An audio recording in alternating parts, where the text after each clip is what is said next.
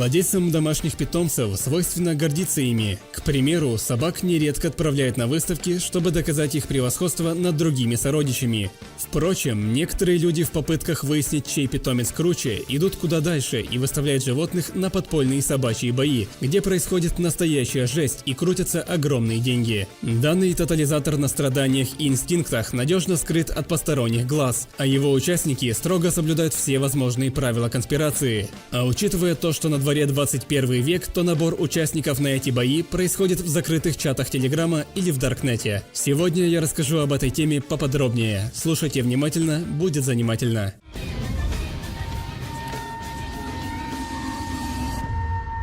Сразу устно уточню, что это полная жесть. Я, как автор канала, полностью осуждаю то, о чем будет идти речь в этом видео. Никогда не повторяйте увиденного или услышанного. Собачьи бои как массовое явление в СНГ зародилось еще в 1990-е годы, причем пошло это из Москвы. Люди встречались в парках и проверяли своих собак на прочность. Сталкивали двух животных и выясняли, какая порода сильнее. Например, бультерьер или кавказская овчарка. С этого и начались кровавые собачьи состязания, для которых позже были придуманы правила. Каждый участник, то есть хозяин собаки, вносит залог, который достается выигравшей стороне. Постепенно подпольные турниры с животными в столице начали проводиться каждые выходные. Войдя в азарт, хозяева псов ставили на кон все, что имели. Десятки тысяч долларов, дорогие иномарки и даже загородные дома.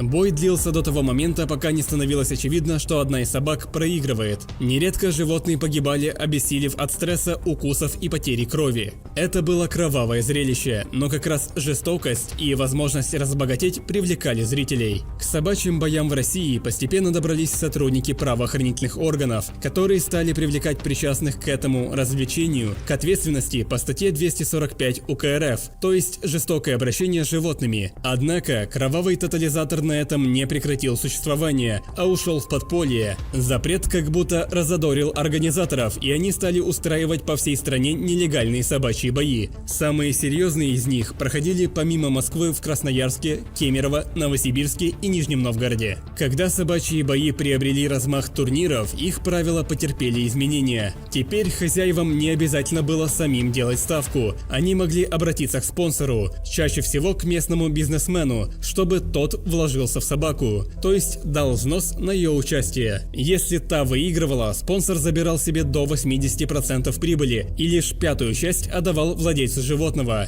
Часть залога направлялась на услуги ветеринара, который позже осматривал животное и оказывал ему необходимую помощь. Собаки могли участвовать в боях неограниченное число раз, но в том случае, если восстанавливались после предыдущих схваток. Если псу, например, повредили или отгрызли лапу, а случалось и такое, на животном ставили крест. В России в нулевые практиковались два вида боев, так называемый пит-спорт и смешанные бои. В пит-спорте могли участвовать только бойцовские собаки-питбули, причем одинакового веса, вплоть до граммов. В смешанных состязались собаки разных пород, но тоже примерно одной весовой категории, чтобы быть на равных. Крупная собака быстро устает и выдыхается, но в то же время она без особых проблем может разорвать мелкого противника. Участвовать в подпольных собачьих боях могли не все породы. Например, выставлять доберманов считалось бессмысленным, потому что у них тонкая кожа, а лаек из-за того, что те считаются не боевыми, а охотничьими собаками. В основном хозяева приводили на ринг питбулей, алабаев, стаффордских терьеров, ротвейлеров и кавказских овчарок.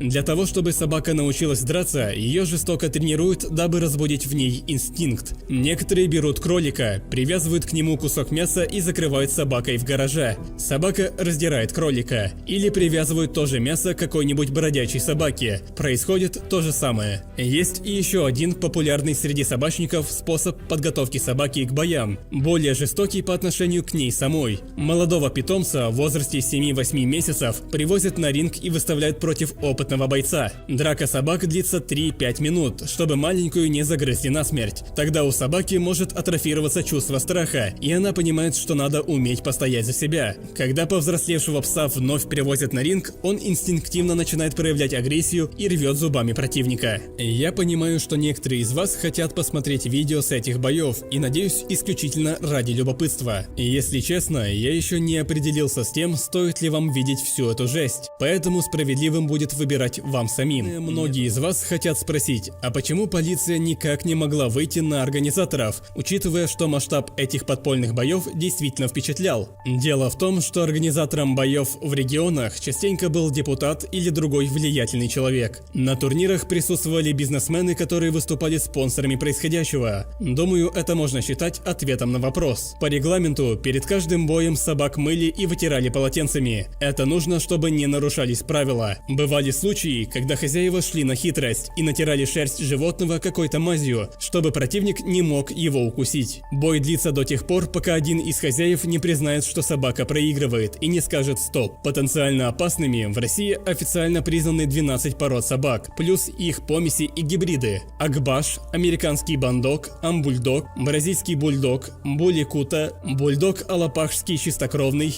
бандок, волко-собачьи гибриды, волк-осоп, гульдонг, питбуль-мастиф, северокавказская собака. Правда, никаких строгих запретов для их владельцев не предусмотрено, им всего лишь нужно гулять с собакой в наморднике и на поводке. Обычно агрессивных собак держат два типа людей. Это те, кто просто любит мощных собак, потому что сами являются олицетворением силы, например, спортсмены или борцы. А второй тип – это люди с комплексами. Их природа не наградила силой, поэтому они пытаются развивать ее в собаке. Это слабые люди, которые хотят видеть рядом с собой защитника. Самое страшное то, что зрителям на боях совершенно не жаль животных. У них вполне коммерческий интерес. Глядя на то, как один пес рвет другого, зрители делают ставки в расчете на крупный выигрыш. Что касается закона, официально в России последние несколько лет запрещены любые птичьи или собачьи бои. Это предусмотрено законом об ответственном обращении с животными, который был принят в 2018 году. Да, действительно совсем недавно. За жестокое обращение с животными, вплоть до лишения свободы на срок от 3 до 5 лет. Теперь настало время рассказать, при чем здесь Darknet, и даже добавлю информацию про бои между собаками и людьми.